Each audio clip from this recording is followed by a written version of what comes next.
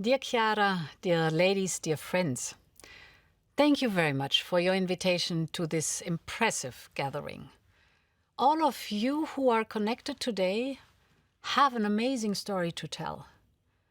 A story of hard work and of success. Some of you were the first women in your family to get a degree. Others were the first women CEO in your company, or the first woman president in your country. None of you were naturally expected in your roles. You all had to fight to get there. You had to defy conventions, traditions, and you had to overcome obstacles of all kinds. And a lot of you had to fight and work harder than your male colleagues. We all know this simply should not be the case. We all want to start and advance on a level playing field. And it makes me feel bad that we even have to say that in 2020. The pandemic has made some of these obstacles and unbalances more visible. Women have a much higher risk to lose their job because of the crisis. It's twice as high compared to men. Because many women have more precarious jobs. But in some cases, it's because they have to take care of their children full time. Hardly anyone looks in the direction of the fathers. The United Nations warned that, I quote, the pandemic could set back women's rights by decades, end of quote. But there is nothing inevitable in this. This crisis is once again also an opportunity to rethink old patterns and to rethink behaviors. And let us use these times of disruption to push for more positive change all across our economies. I'm thankful that this Women's Forum has been pushing exactly for that. You're bringing at the table thinkers and doers from across the world. We have to grasp this opportunity to make change happen by design. So let us create a more sustainable and livable world, and let us self-confidently point out the important role that women play on this path. Not because women are better than men per se, but they are different, and their views matter. Simply because we can achieve more sustainable solutions for this world if men and women work together on the same level.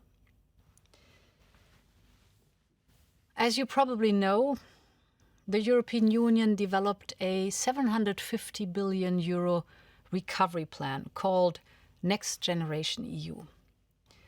We don't just want to repair our economy, but we want to prepare it for the future.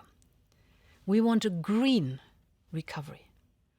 More than 1/3 of our investment will finance our European Green Deal objectives. Big resources will go into flagship projects such as hydrogen valleys or a renovation wave for our buildings or the installation of 1 million charging points for electric cars. So Europe will raise its climate ambition because it's vital for our planet and it's good for our economy. We also want a digital recovery. And we will invest 20% of Next Generation EU in this. We want to bring high-speed connectivity to every corner of the European Union. During this crisis, we have learned how important this is. Businesses of all size can benefit from investments in artificial intelligence and a European data economy, for example. So Europe wants to shape the digital transformation. But most importantly, a true recovery has to be inclusive. And this will only happen if women enjoy the very same opportunities as men. And this is why we will put a special focus on digital skills every man and every woman should be equally fit to contribute to the economy of the future. The European Union will, for instance, invest in programs that will encourage more girls and women towards STEM education. Most green and digital jobs are STEM jobs. Good news is that in Europe by now, 41% of scientists and engineers are women. But when you look closer at workers in high-tech manufacturing, 4 out of 5 are men. So, still a very long way to go. In raising my daughters, I have always told them there's no such thing as jobs for men and jobs for women. Some of Europe's best scientists and engineers are women. The Italian team that recently discovered water on Mars is led by a woman, Elena Pettinelli. Or this year's Nobel Prize in Chemistry went to Emmanuelle Charpentier for her groundbreaking research on genome. The STEM Key initiative, which you have launched, is great. Our recovery plan will invest in the next generation of European women in STEM. So if not now, then when? This also means that women and men in the jobs market should enjoy the very same rights and opportunities. And this does not always have to be done with a rebuking finger. Sometimes even clever incentives are enough.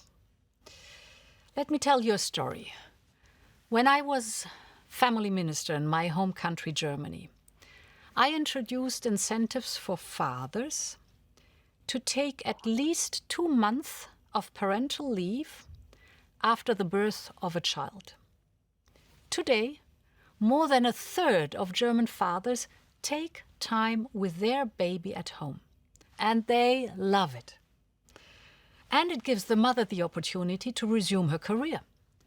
And it paves the way for an equal partnership with reconciliation of work and family for both parents.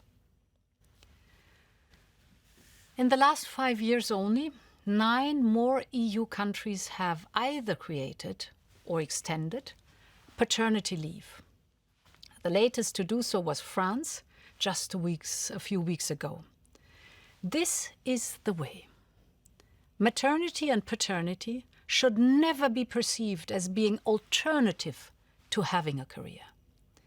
And we can change culture and customs in all our societies with the right laws and, yes, with the right role models as you are.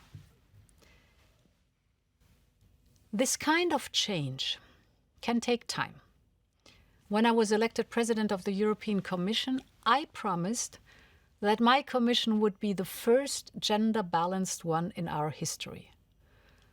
We asked every European country to present a man and a woman as candidates for each post. I tell you, it was not easy. But today, as the first female president of the European Commission, I lead a team that is gender-balanced. So everything can change with a bit of perseverance. And there is something I have learned in 20 years of politics. Leadership is very often about finding the silver lining in every cloud. Yes, today the world is in the middle of a storm.